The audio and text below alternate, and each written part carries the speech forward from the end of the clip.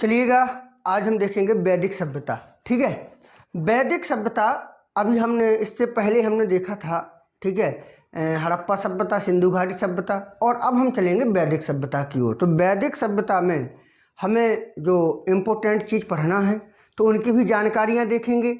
और जैसे कि वैदिक काल को, या हम कह दें कि पूर्व वैदिक काल या उत्तर वैदिक काल, इस पीरियड को हम समझने की कोशिश करेंगे। ठीक है, तो वैदिक काल का जो समय माना गया है, ठीक है, ये 1500 BC से लेकर के 1000 BC तक माना गया है। ठीक है, 1500 से लेके 1000 BC तक वैदिक काल, यानी पूर्व वैदिक काल कह सकते हैं। पूर्व वैदिक काल का समय माना गया है।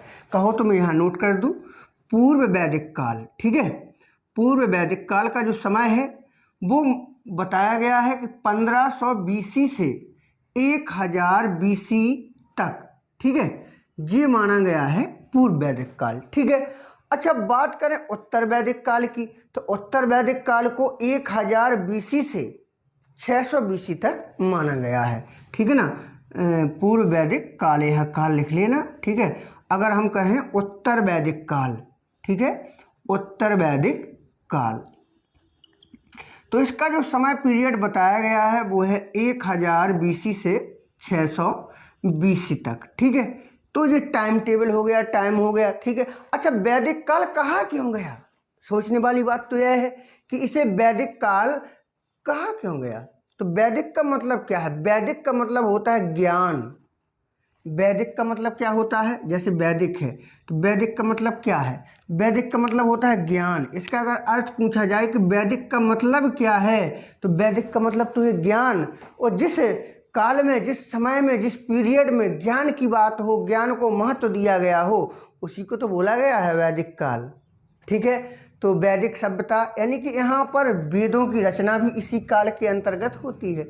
जितने भी हमारे वेद हैं, सामवेद, अथर्ववेद, ऋग्वेद, यजुर्वेद, तो सभी वेदों की यानी कि रचना हमें इसी सभ्यता में देखने को मिलती है। ठीक है, अब हम आगे एक एक चीज़ का हम पोस्टमार्टम करने की कोशिश कर रहे हैं, मतलब समझाने की कोशिश कर रहे हैं, और एक एक तथ्य को, ठीक है, हड़प्पा सभ्यता से भी खोज कर निकाल कर लाने की कोशिश कर रहे हैं। ठीक है, बस आप कंसंट्रेशन बना के रखिएगा, ध्यान बना के रखना है। तो वैदिक शब्द का मतलब क्या हो गया?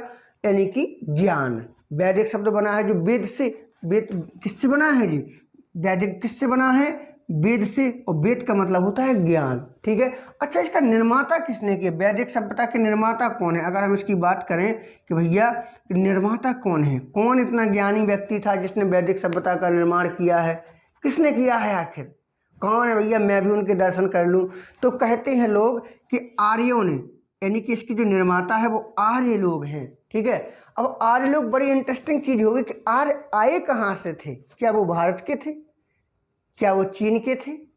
हम इस पहलू पर भी बात करेंगे कि आर्य कहाँ से आए हैं। ठीक है, तो पहली बात तो समझिए, वैदिक का मतलब होता है वेद, और वेद का मतलब होता है ज्ञान। और ज्ञान यानी कि वैदिक सभ्यता, ज्ञान की जो सभ्यता रही है, जहाँ पर सबसे ज़्यादा ज्ञान देखने को मिलता है, तो इसके निर्माता है आर्य। और आर्य का मतलब क्या होता है? आर्य एक संस्कृत शब्द है। ठीक है ना, आर्य जो है एक संस्कृत वर्ड है, संस्कृत शब्द है, और संस्कृत में आर्य का अर्थ होता है, संस्कृत में अर्थ होता है आर्य का श्रेष्ठ। क्या होता है? श्रेष्ठ, जो बड़े हों। ठीक है, संस्कृत भाषा है, संस्कृत भाषा में आर्य का मतलब होता है श्रेष्ठ, श्रेष्ठ लोग, उच्च। ठीक है, उच्च लोग, श्रेष्ठ। तो आर्यों ने इनका वर्णन किया।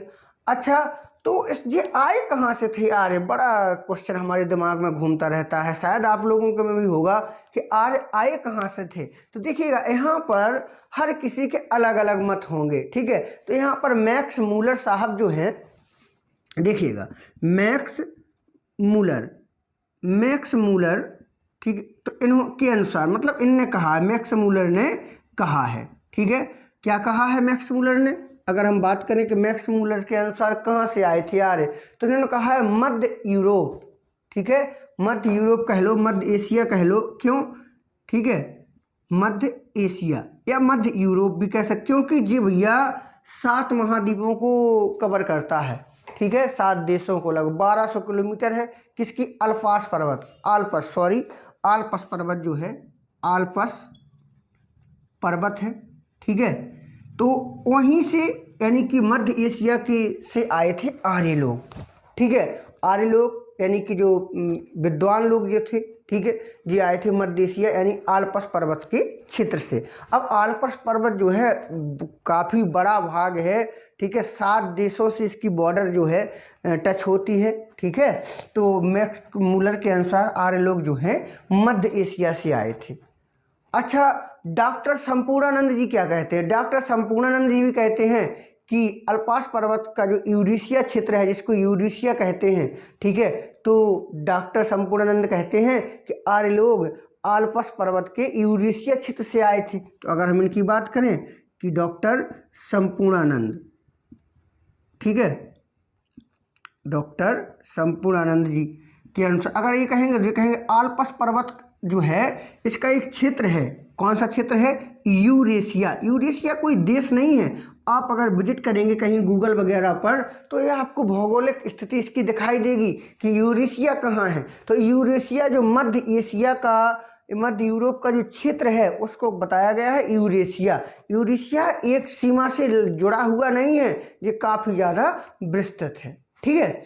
अच्छा, बाल गंगाधर तिलक भी यहाँ पर कुछ ना कुछ बताते हैं।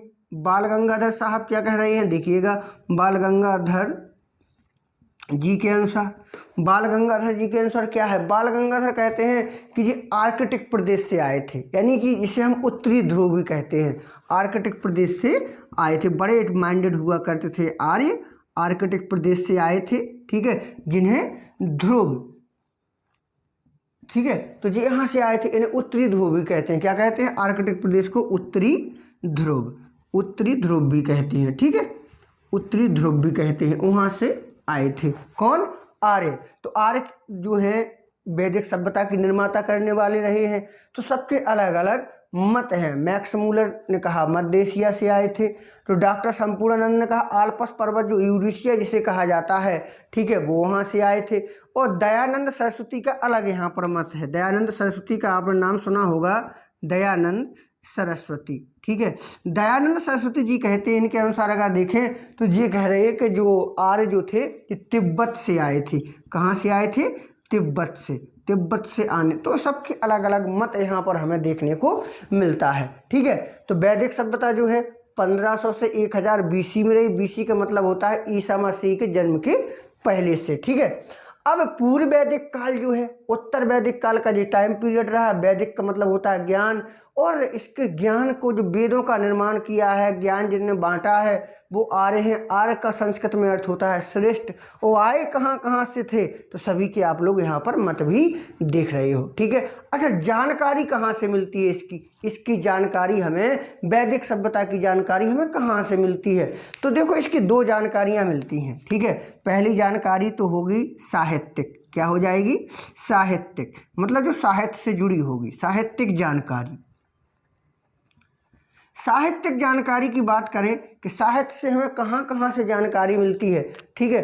तो साहित्य और एक खुदाई से मिलती है। भाई कुछ चीज़ें खुदाई में भी मिलेंगी और कुछ चीज़ें साहित्य में भी मिली हैं, पढ़ने को भी मिला है। जैसे गायत्री मंत्र तुम्हें पता होना चाहिए, गायत्री मंत्र हमें वेदों से मिला है। संगीत कहाँ से मिला है? सामवेद से मिला है, 7 स्वर मिले हैं। यज्ञ विधि कहाँ से मिली है? यजुर्वेद से मिली है, ठीक है। जादू टोना विवाह कहाँ से मिले? अथर्ववेद से मिले हैं, ठीक है। तो खुदाई, कुछ चीज़ें हमें खुदाई से मिली हैं, जैसे मान लीजिएगा घड़ा, बर्तन, ईंट, पत्थर और इंद्र वगैरह, भगवान की, देवी देवताओं की मूर्तियाँ, ये सब हमें कहाँ यानी खुदाई से मिली हैं। तो इसको हम 2 तरीक़ा से देख सकते हैं। पहली तरीका यानी कि साहित्य से, दूसरा तरीका पुरातात्विक स्रोत। हम पुरातात्विक भी लिख सकते हैं, पुरातात्विक स्रोत से भी, ठीक है। साहित्यिक जानकारी समझिएगा, साहित्य से कैसी जानकारी मिलती है, ठीक है। तो सबसे प्राचीन, देखो एक आपको मैं साहित्यिक जानकारियाँ बता दूं, जानकारी के स्रोत जो हैं, तो एक पुस्तक के माध्यम से हमें जानकारी मिलती है कि सबसे प्राचीन वेद कौन सा है? ऋग्वेद। कौन सा है?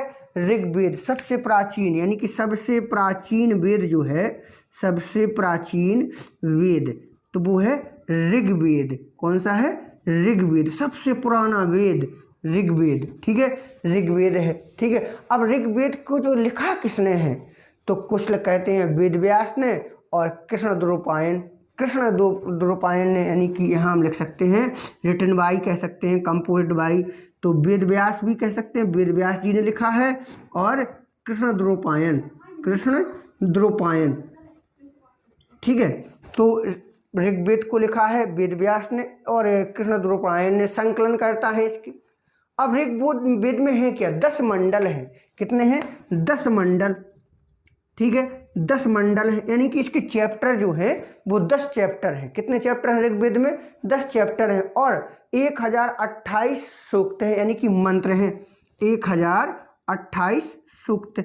सूक्त का मतलब होता है मंत्र। कितने मंत्र हैं ऋग्वेद में, 1028 सूक्त हैं, मंत्र हैं, ठीक है। और पहला और 10वां मंडल, ठीक है ना, सबसे ज़्यादा मतलब महत्वपूर्ण पूछा जाता है। पहला और 10वां क्यों पूछा जाता है, क्योंकि इसके जो 10 मंडल हैं, तो बाकी मंडल तो पहले लिख लिए गए, लेकिन पहला और 10वां मंडल सबसे बाद में लिखा गया। इसलिए ये परीक्षा में कुछ बच्चे क्या करते हैं, पूछा जाता है कि भैया 10 मंडल हैं, तो सबसे पहला मंडल कौन सा लिखा गया, ठीक है, या अंतिम मंडल कौन सा था, तो व्यक्ति क्या करेगा, अंतिम मंडल में कुछ भी लगा देगा, सबसे पहले में 1 लगा लेगा, लेकिन पहला और 10वां मंडल सबसे बाद में लिखा गया। आप नोट कर सकते हैं यहाँ पर कि पहला और 10वां मंडल यानी अध्याय बाद में लिखा गया ऋग्वेद में, ठीक है ना।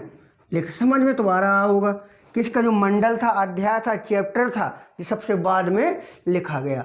और एक चीज़ और परीक्षा में सबसे ज़्यादा पूछी जाती है, क्या गायत्री मंत्र कहाँ से लिखा गया, किस मंडल से लिखा गया है। गायत्री मंत्र पहली बात तो ऋग्वेद से ही लिखा गया, जो ओम भूर्भुवः स्वः वाला होता है ना, तो जी कहाँ से, ऋग्वेद से ही लिया गया। ऋग्वेद के कौन सी मंडल से लिया गया है, तृतीय मंडल से। कौन सी मंडल से, तृतीय मंडल से, तृतीय मंडल, ठीक है ना, तृतीय मंडल से गायत्री मंत्र लिया गया है। गायत्री मंत्र जो है उसके राइटर कौन है, लिखा किसने है, कंपोज किसने किया, विश्वामित्र ने। किसने किया, विश्वामित्र ने। विश्वामित्र जी ने गायत्री मंत्र को लिखा। और ये कहाँ मिलता है हमें, ऋग्वेद के तृतीय मंडल में गायत्री मंत्र मिलता है, ठीक है ना।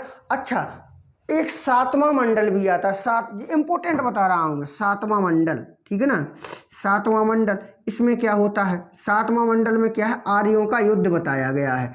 आर्यों का युद्ध भी होता है। युद्ध देखने को मिलता है कहाँ, ऋग्वेद के 7वें मंडल में हमें देखने को मिलता है, ठीक है। 7वां मंडल। 9वां मंडल क्या है, 9वें मंडल में सोम देवता के बारे में पता चलता है। 10वां मंडल भी इम्पोर्टेंट है, क्योंकि ऋग्वेद के 10वें मंडल में वर्ण व्यवस्था बताई गई है, ब्राह्मण, क्षत्रिय, वैश्य, शूद्र।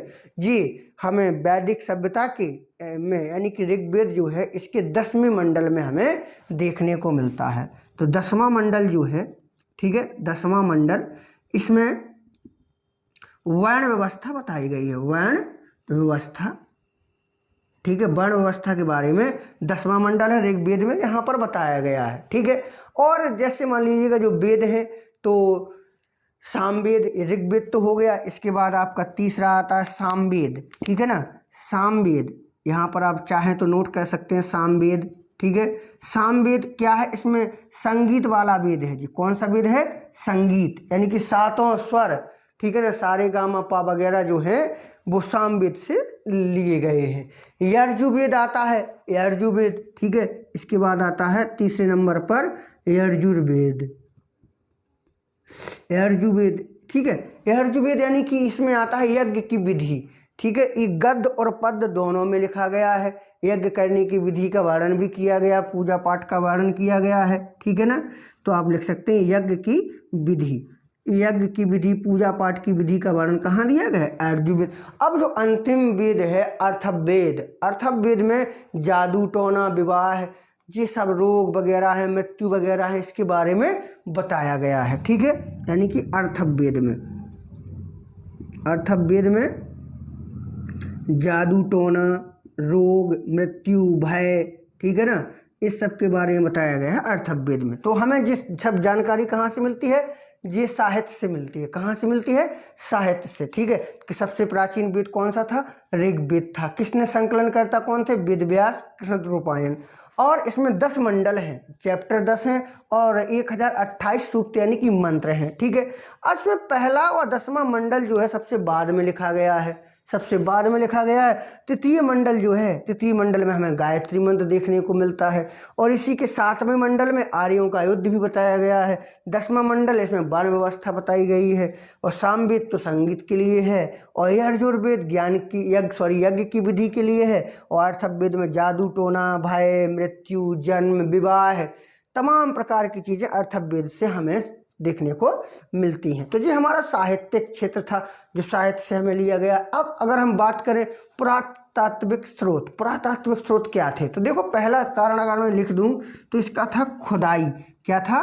खुदाई। खुदाई सबसे इम्पोर्टेंट मानिए, क्यों? पुरातात्विक का मतलब क्या होता है? खुदाई। खुदाई करी, कुछ ना कुछ मिलेगा, कुछ मिलेगा तो ज़रूर ऐसा मतलब हमें देखने को मिलेगा। ठीक है, और काफ़ी अभिलेख जो हैं खुदाई से तो मिलेंगे अभिलेख। ठीक है, और जैसे मान लीजिए वरुण, इंद्र, इन सब तमाम देवताओं की मूर्तियां कहाँ से मिलेगी? यहीं तो मिलेंगी। इंद्र, ठीक है, वरुण, ठीक है, मित्र,